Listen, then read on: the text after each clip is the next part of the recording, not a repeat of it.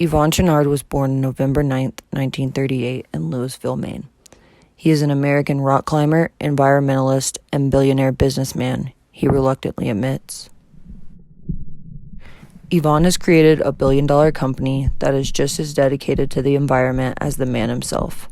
From a young age, he enjoyed many activities such as fishing, climbing, skiing, and backpacking. He has always had a craving for the outdoors. In 1957, he started his entrepreneurial journey with Chouinard Equipment. By the 70s, he had become one of the largest suppliers of climbing gear in North America. By this time, climbing was beginning to have a negative effect on the rocks. This is when Yvon took his first big step towards environmentalism. He got out of the baton business and started forging stoppers and eccentrics instead. Soon after, he began producing clothing and founded the company Patagonia. Over the next 10 years, Patagonia grew to $100 million a year in revenue, and Chouinard began to donate 1% of all of his profits to environmental foundations.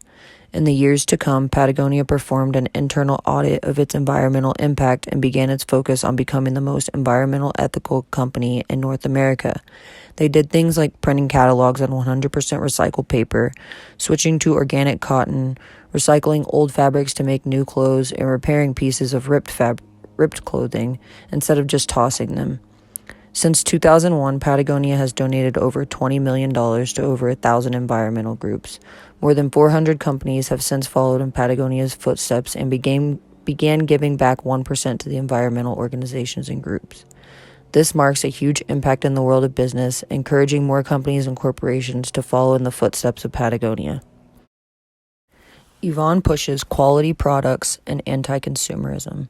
He says, "I drive old cars. All my Patagonia clothes are years and years old. I hardly have anything new. I try to lead a very simple life. I am not a consumer of anything, and I much prefer sleeping on somebody's floor than in a motel room.